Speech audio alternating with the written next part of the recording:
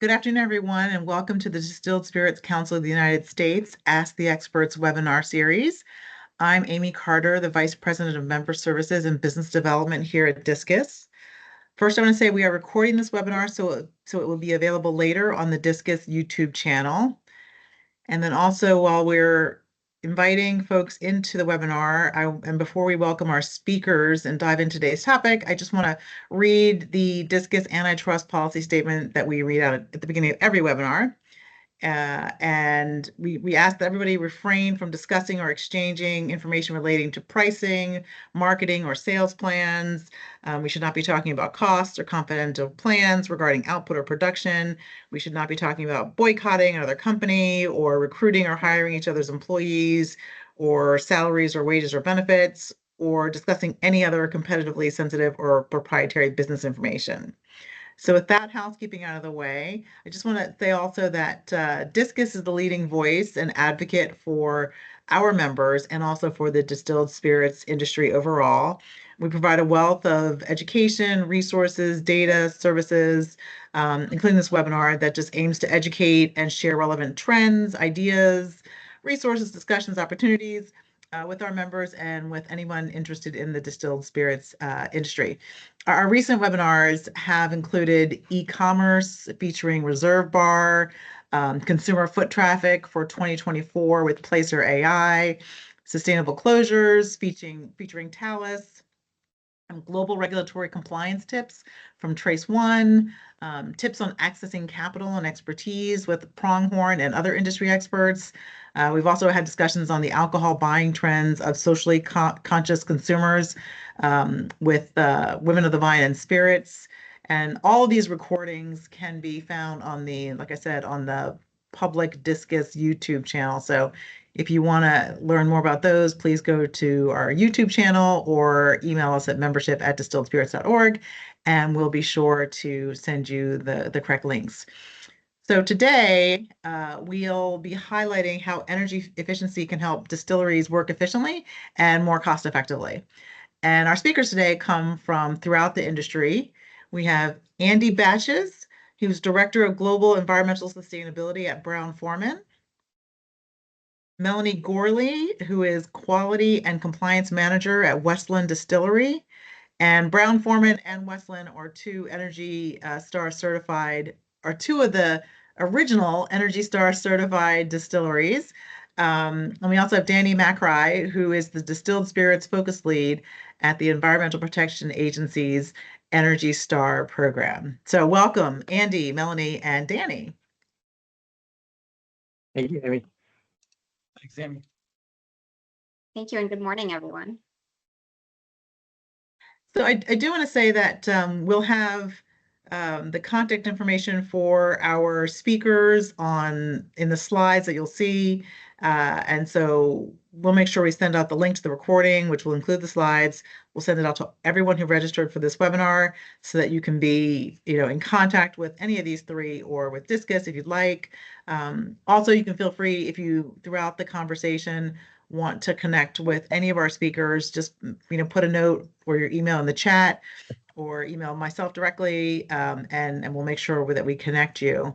What we're going to do today, while people are still joining the webinar, Andy, Melanie, Danny, and I are going to have a conversation for about 30 minutes, and then we'll open for questions. But I also want to encourage anyone to feel free to ask questions throughout. You can use the raise your hand icon that kind of looks like this at the top of your screen, or just put a question in the chat, and my colleagues, Caleb Ross or Luis Valladares, will monitor the chat and let us know if there are any questions that are asked. And again, if you do want to connect with any of our speakers, you can also note that in the chat and we'll make sure to connect you. So with that, let's get started. And I think what we're going to do is maybe, Danny, I want to start with you. So most of us, at least I do, know about Energy Star certification specifically related to household appliances. So maybe give us a little bit more history on how did distilleries or plant certification come about? Yeah, of course. So that's right. I think a lot of people on this call are familiar with Energy Star, which is that little blue label at the top of my screen. I think you're familiar with it because you probably have some Energy Star certified appliances, computers, heat pumps at your home. So you probably see this label a lot.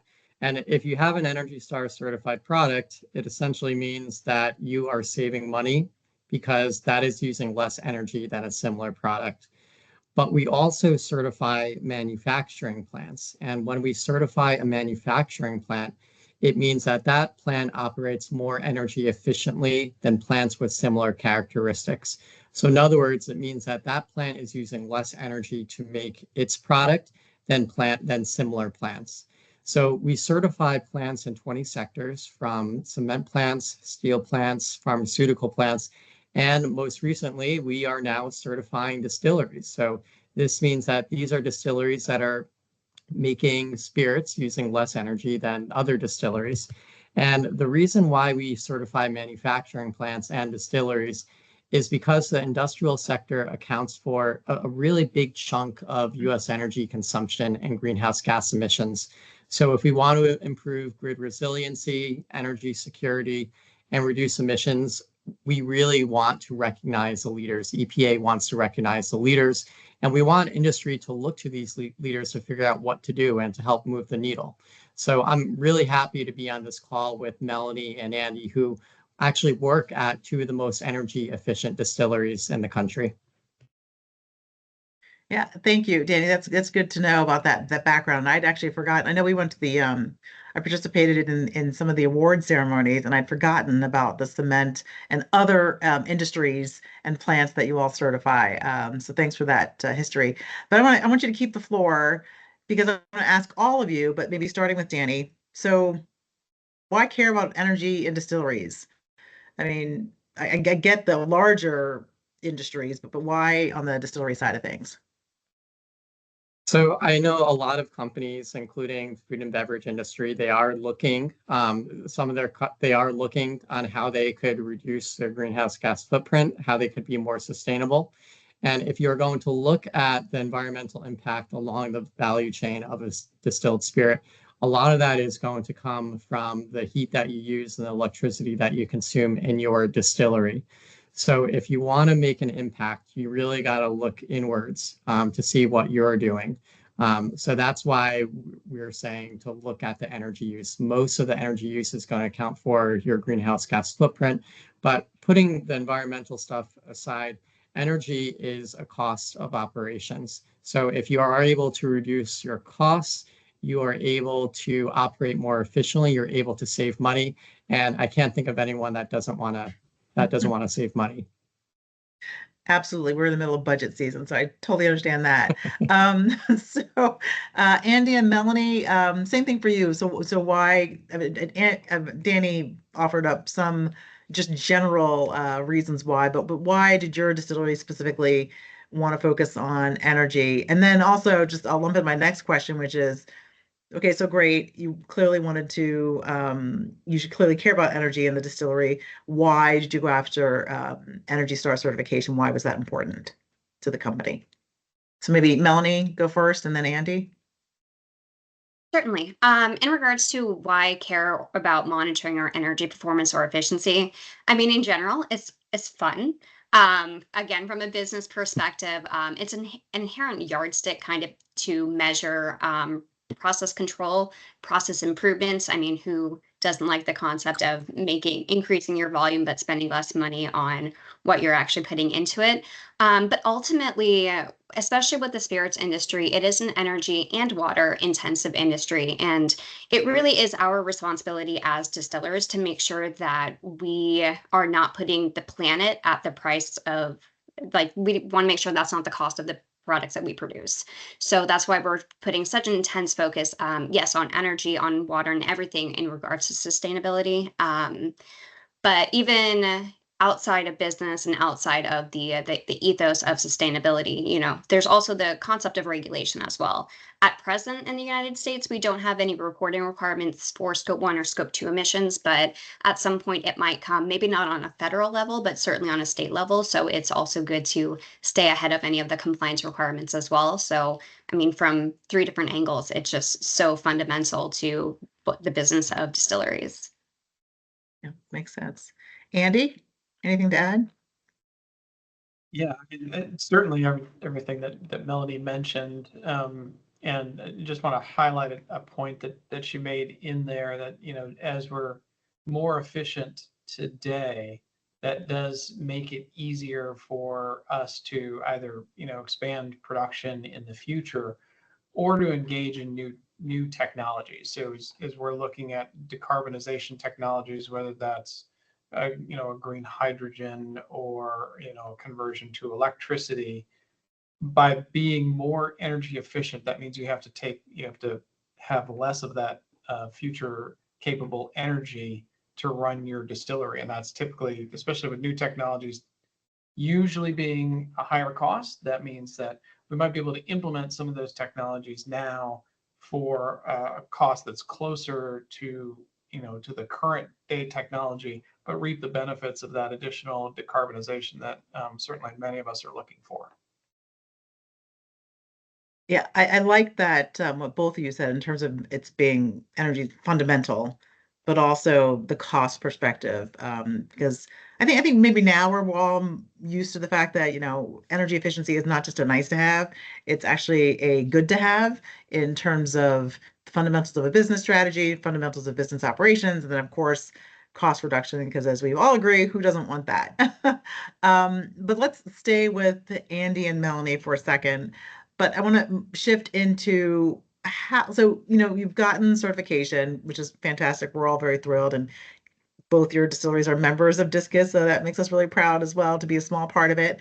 But how do you know it's working? How do you know the certification, the process that you went through led to, or how do you know that you're being energy efficient? How do you know that this is all working? How do you benchmark maybe your energy performance? Maybe that's a better way of stating it.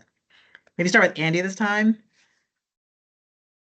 Yeah, sure. And we've been benchmarking energy use for a number of years internally for sure, and that's certainly one measure. So if you're in a company that has multiple distilleries, this is an opportunity for those distilleries to engage with each other and talk about, comparing their energy efficiency, whether it's a direct comparison or not. It at least allows those teams to start talking with each other, and it serves as a way to share best practices. So, we've often looked at energy use on a per unit basis. So for our distilleries, we're using a OPG as that unit of production. And so our sites are gathering their energy use every month. They're creating that metric, that energy efficiency metric, and they're looking at it on a year-over-year basis to see what are the trends we can see in terms of performance.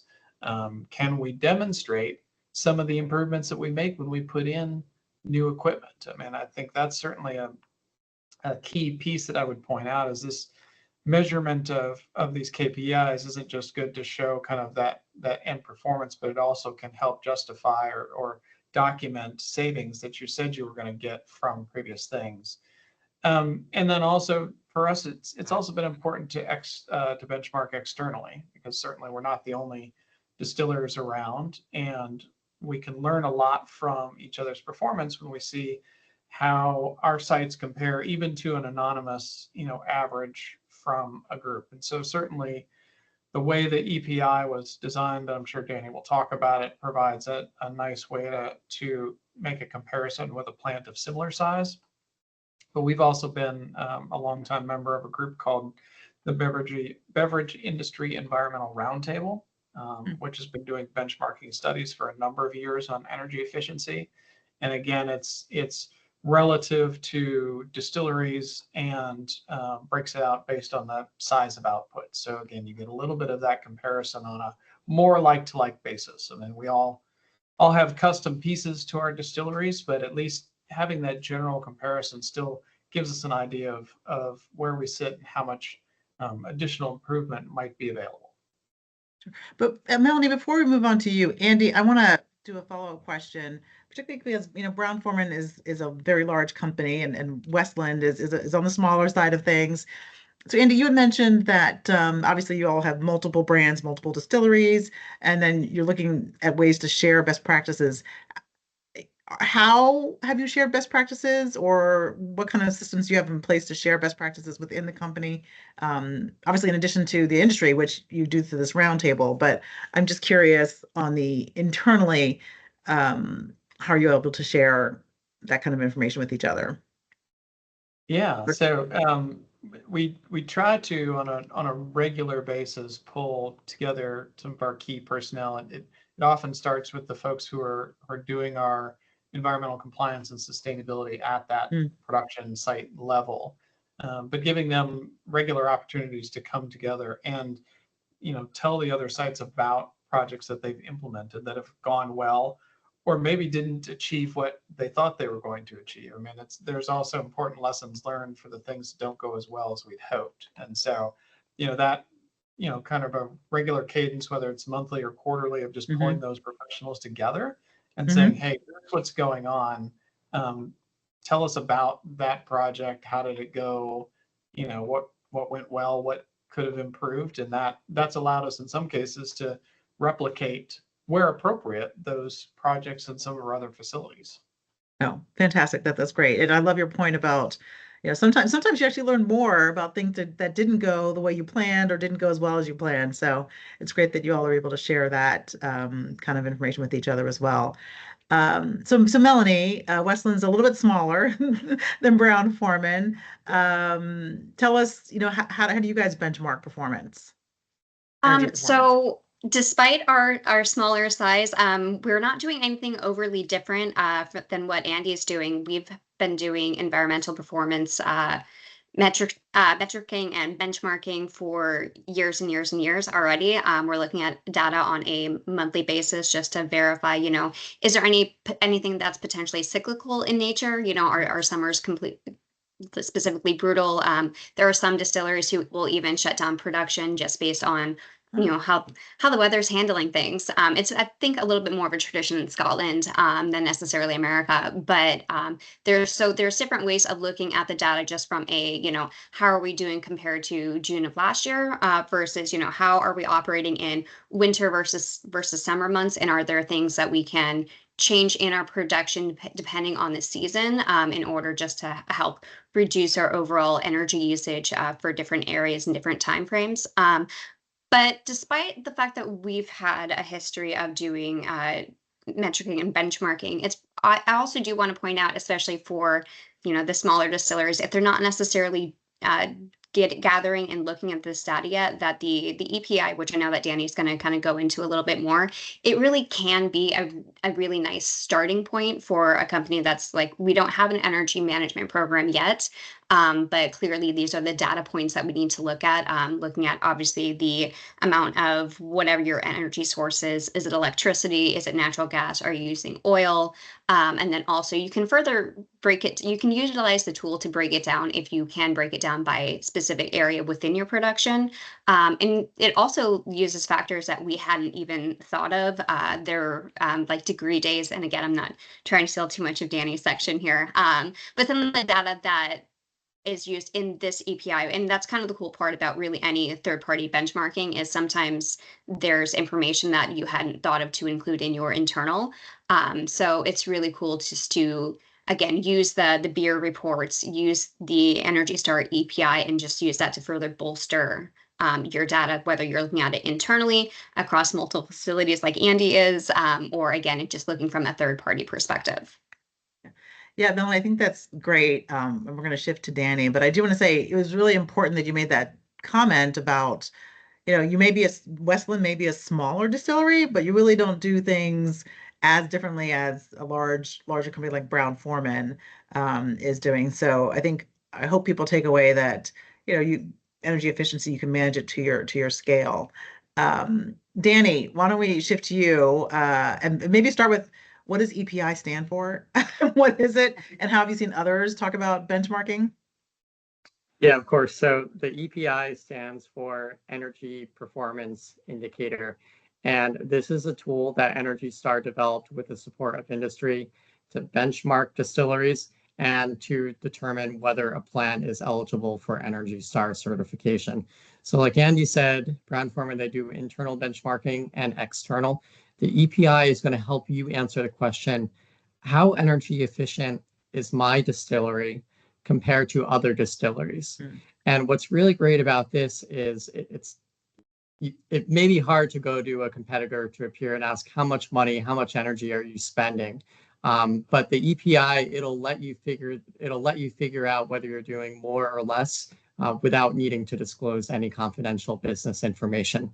So let me share my screen just to give you an idea of how this works. So if you do have an energy program, or even if you don't have an energy program, you would be able to see how energy efficient your distillery is. So the first thing is, if you want to download this tool set, you could answer that. You would go to Energy Star's website, and we could put it in the chat. It's energystar.gov. And then you would go to plant certification.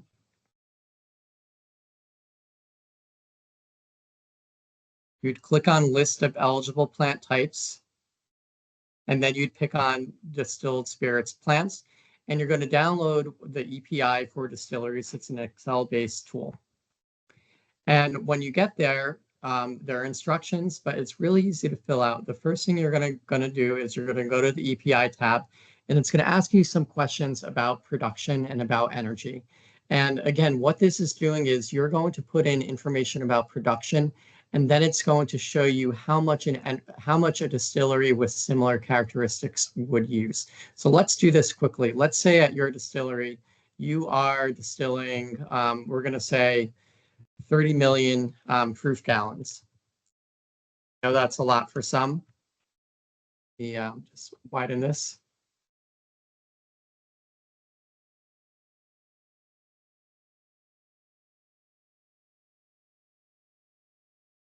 There we go.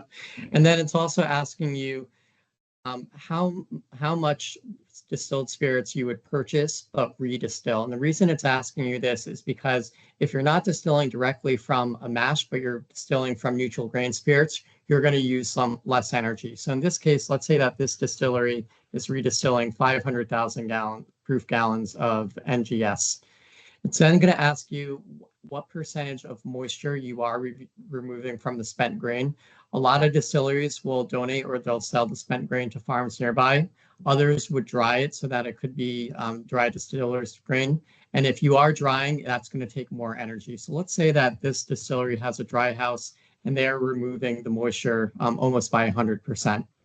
It's also going to ask you what the climate is near you, how hot it is. And that's because some distilleries, they are going to cool their space. And if you're in a hot climate and you're cooling your space, you need to account for that.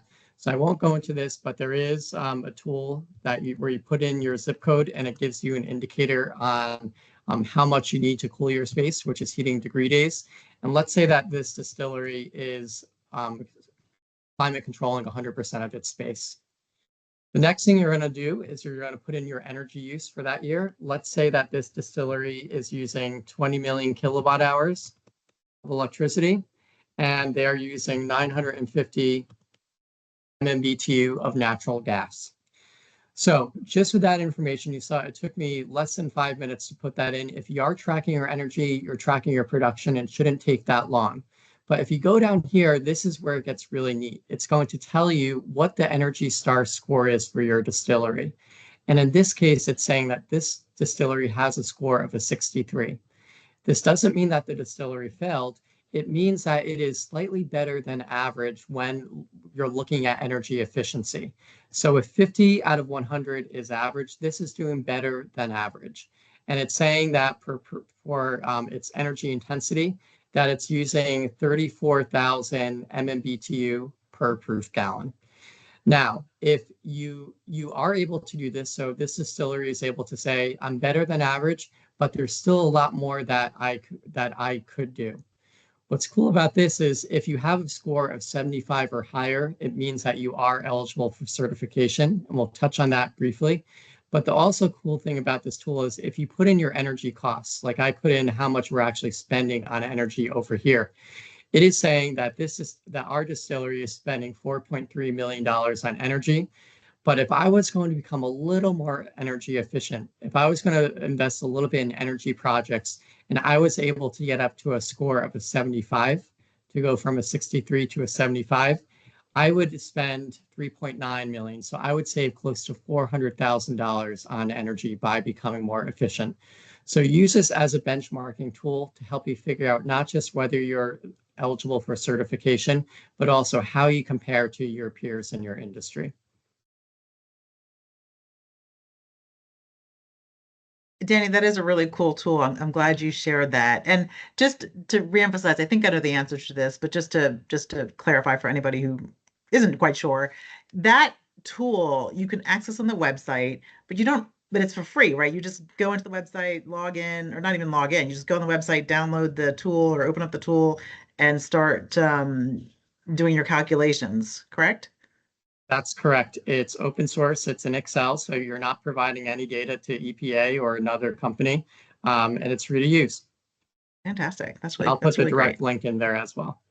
I love it. So that's something to look at perhaps before you get into, or today, or before you get into actually applying for certification, which I know we'll get into in a bit.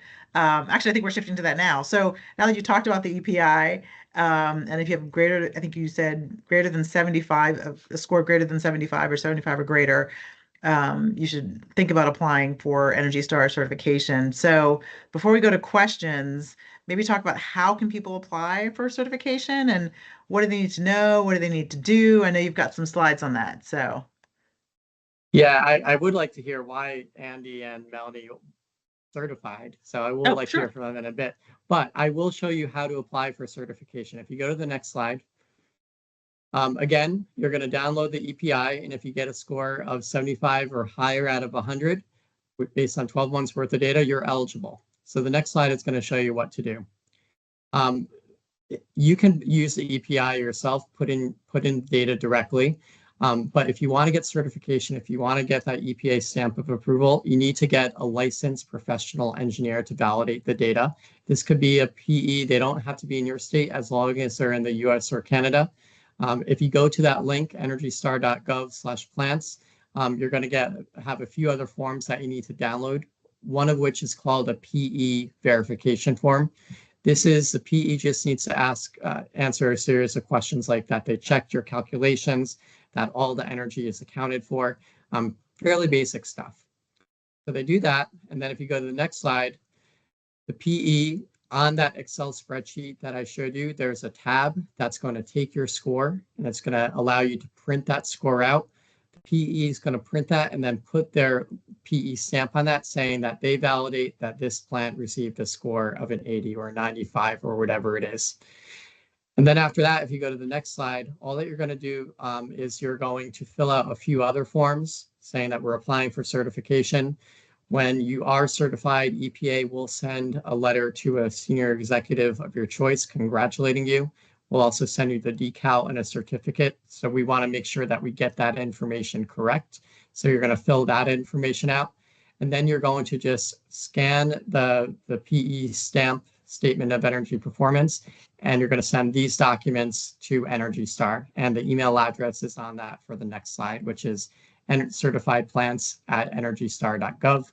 So if you are interested in applying and you want to get 2024 certification, you'll need to submit your applications by November 29th, 2024. And we have a bunch of folks on the Energy Star team that can answer questions and help you with that. Cool. That's great. I think this is super helpful, and it's great that it'll be a part of the recording. All these slides will be a part of the recording that goes on the Discus YouTube channel. But let's Melanie, Andy, let's answer Danny's question. Why did you all decide to go for Energy Star certification? And I'll throw in also, what are some lessons learned, particularly in the earlier stages or through the application process or just getting started that both you all, that your teams found? So why Energy Star? And then lessons learned. Maybe start with Melanie. Sure. So when we heard that there was going to be an Energy Star certification specifically for distilleries, along with the EPI, at least for us, it was more, we were excited about a new tool for benchmarking, because although we've been doing our own internal benchmarking and looking, yes, at the beer reports, to a certain extent, you don't exactly know how you stack up in the grand scheme, again, especially as a smaller distillery. So it really started out with, we were just really excited to use the tool, fill it out, and see kind of where we landed. And fortunately, we landed pretty well. As far as taking the additional steps to actually go for certification, it really, we thought it was a nice third party independent validation Mm. of just our commitment and our outcomes. I mean, the Energy Star logo is iconic and recognizable. So I know that with sustainability, kind of the other side of it is, sometimes from a consumer perspective, there is a concern of, is there potential greenwashing? And with something like Energy Star, it's known, it's reliable, and it's trusted, and really just understandable to know. So it's just, again, just a nice validation of kind of what we're doing and what we're working on. So from, as far to answer the second question for kind of like the learning, the lessons learned, again, from that smaller distillery perspective, utility companies would really love to help out distilleries that are going for any kind of energy savings and certifications. So I really think that it is best to start with your utility provider. More often than not, they may be willing to actually help connect you with a professional engineer or a licensed professional engineer for that verification validation. So yes, you can go to a third party and hire them, but there's also the potential for more free tools than you think exist.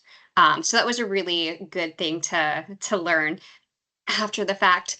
And then I also just want to quickly call out, even if you do the EPI and your distillery does not necessarily meet the qualifications for certification initially, obviously it can be used as again, that yardstick for process improvement. But there are still other ways to get involved with Energy Star. You can look at becoming an Energy Star partner, which is more of a reflection on your energy management program.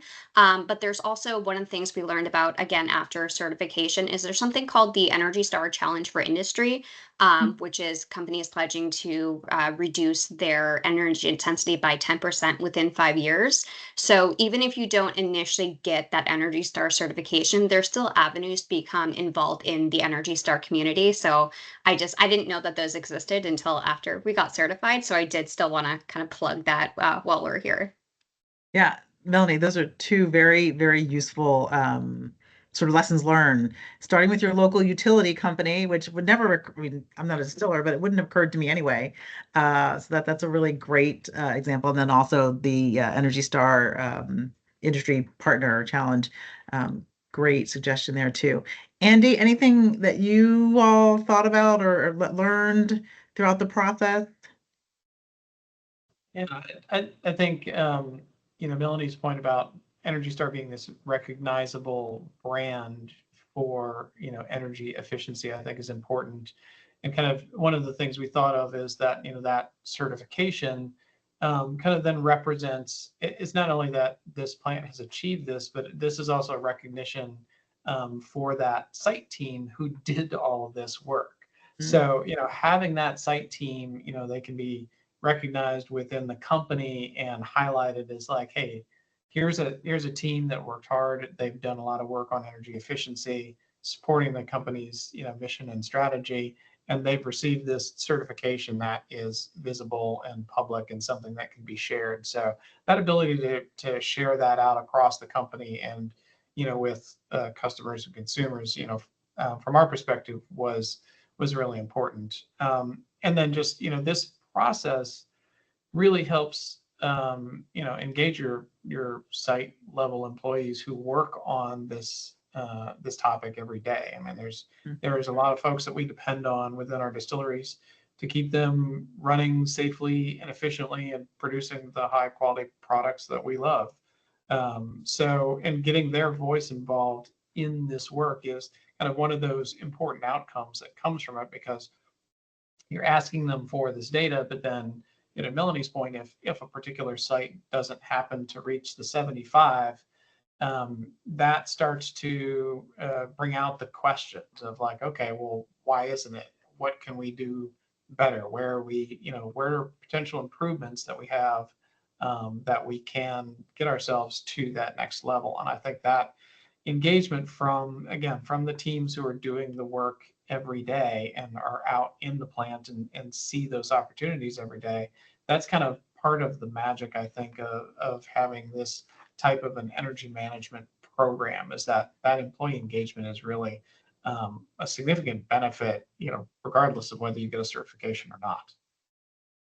Yeah, Andy, that's another really great sort of lessons learned, but also a benefit or an outcome of the process in terms of engaging employees and recognizing the employees and the hard work that they did. So really love all those examples. I want to maybe, since we're getting close to the end of our time, ask if there are any questions out there. And just a reminder, you can use the sort of raise your hand icon at the top of your screen, which kind of looks like this, or put a question in the chat and we'll read it out. And so while we're waiting to see if anybody has any questions, I do want to just ask maybe another quick question. I'll just take moderator prerogative here. Maybe this is one is for, oh wait a second, before I take moderator's prerogative, there is a question here. Let's see. The question, how long does the certification last? And do you have to renew each year? So Shayna, that was exactly the question I was going to ask. So fantastic. Maybe that's for Andy or for Danny to answer. How long does certification last, and do you have to renew every year? Yeah, certification is only valid for 1 year. We know that over time your energy efficiency can slip. So in order to say that you have an Energy Star certified plant, you need to recertify every year. Okay, fantastic. And we have another question in the chat. If you're building a new distillery, what resources would you suggest to make energy efficient decisions from the get-go? Oh, I like that one. That's a good one. Anybody want to take that one? I'll take that, but I think Melanie and Andy will have some great information to add. Energy Star, again, with industry, we put together an energy efficiency guide for distilleries. It contains nearly 150 ways that distilleries can save money and reduce emissions through energy efficiency. It has information on efficient motors, pumps, drives, heat exchange, waste heat recovery. I'm going to put that link in the chat, so I definitely suggest taking a look at this guide. And I know that a lot of times it's a lot more efficient, cost-effective to build an energy efficient plant from the get-go rather than having to retrofit it. We'll make sure that we grab both the links that are in the chat and make sure we send them out to everyone. But Melanie, Andy, do you have any thoughts about, when somebody's building a distillery from the ground up, literally, any suggestions on things to think about to make it more energy efficient from the get-go?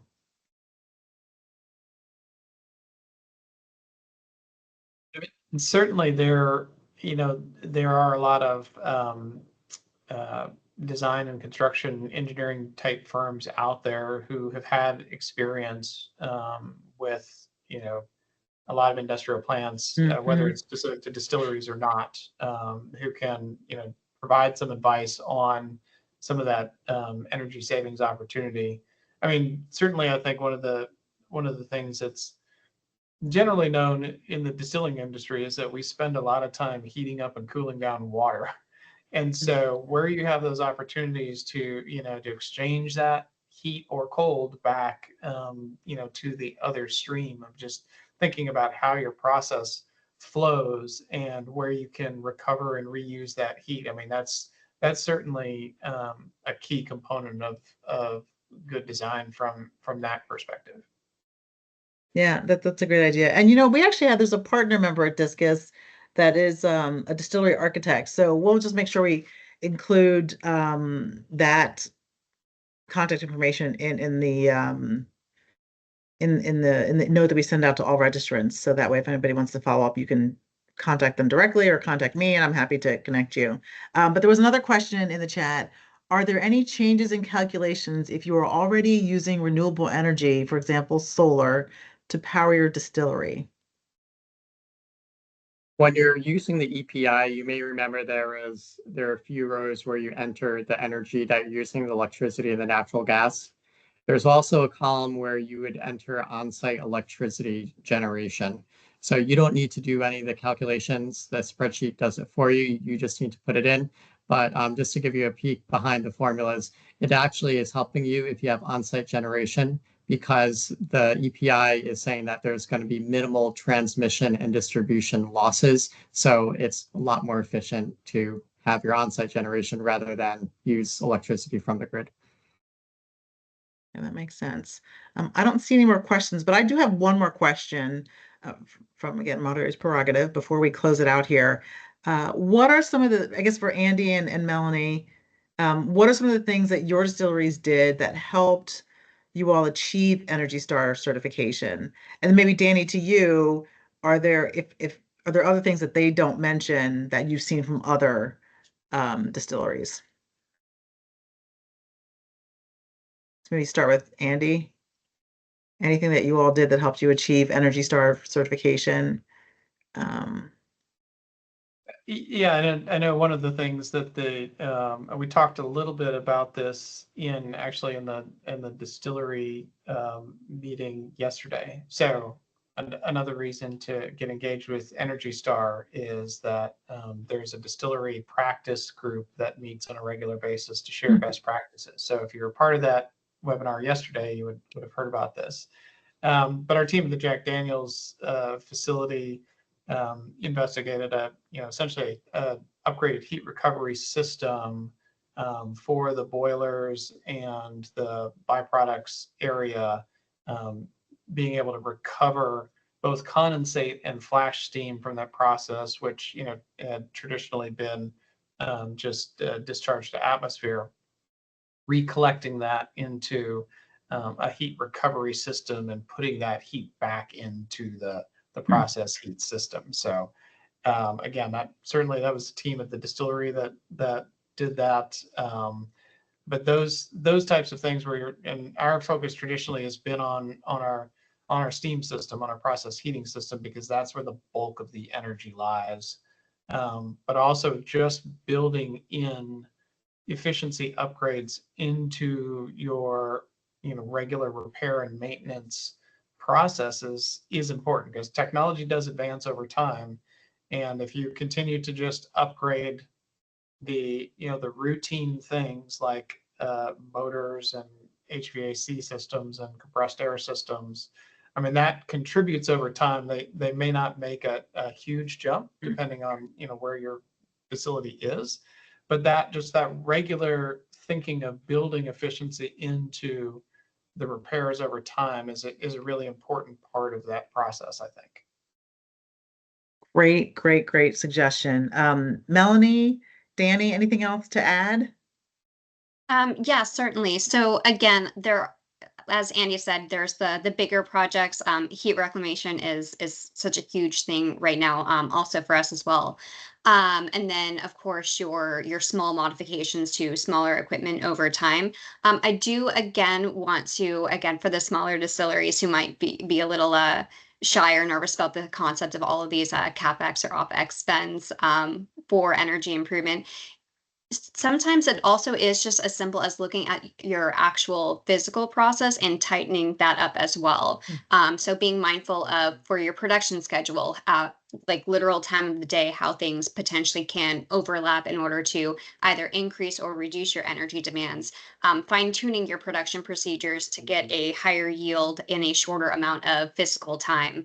And then really one of the benefits that we've seen kind of over the years is really attacking and fine tuning our cleaning and maintenance schedule, because if we are able to get a more efficient clean from a heat transfer perspective, we're also able to reduce the amount of energy demand that we have for our overall process. And one thing I do really want to add here, just as a general benefit to Energy Star certification that we've seen, but also is informing what we will be doing also in the future to help maintain hopefully our certification, is the benefit of again the utility companies. After the announcement came out that Westland became Energy Star certified, I got phone calls from all of our utility providers because they saw the news that we're Energy Star, that we clearly do have environmental objectives and commitments.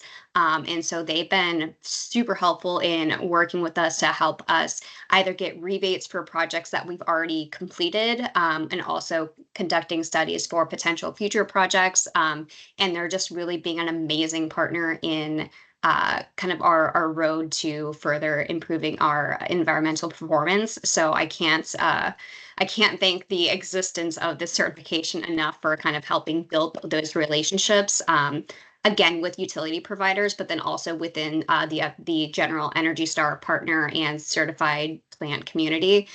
It's just a really awesome think tank of like-minded objectives and goals. So there's my plug for that. Fantastic. That was great. You two are fantastic. I'm going to read the last question in the chat and then thank everybody, and I have a couple more announcements here. So I know the answer to the first part of this question. Could you share how many distilleries have received Energy Star certification recently? So that's obviously to Danny. And if more are doing so, this person just wants to get a sense of Energy Star certification trends. Sure. So there are a little less than a dozen distilleries that have certified. Again, this is new. We allow distilleries to certify starting late next year. But the way that the model works is that 25% of the industry would be eligible for certification. So I think there are around 1,500 distilleries out there, if I'm not mistaken. So that means that there are probably 400 or so that can be eligible for certification. I'm sure many of you on this call. So download the EPI, put the data in, and if you are eligible, we'd love to certify you. Yeah.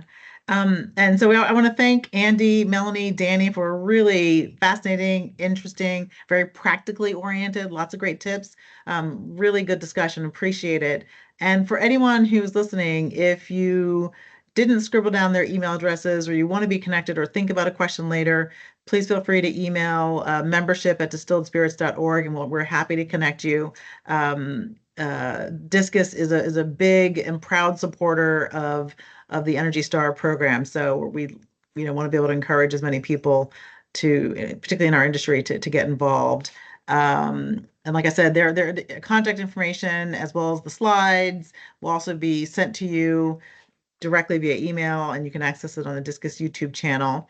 But before we close, I just want to remind you of some upcoming free webinars this month, towards the end of July and also in August. And some of these are, half of them are energy related. So July 30th at 1 o'clock, our Discus Academy is having a webinar on waste and byproducts rethinking from waste to resources. That's a free webinar.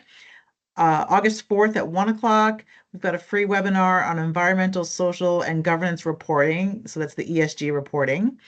August 15 at 12 p.m., we have another Ask the Experts webinar series on consumer trends in Bev Alc, focusing on and off premises. And then August 20 at noon, also Eastern, we have a webinar focused on direct-to-consumer e-commerce strategies in order to scale sales. I'll have a hard time saying that. But I want to thank again our speakers, and I want to thank everyone for joining us. This concludes our webinar, and you may disconnect.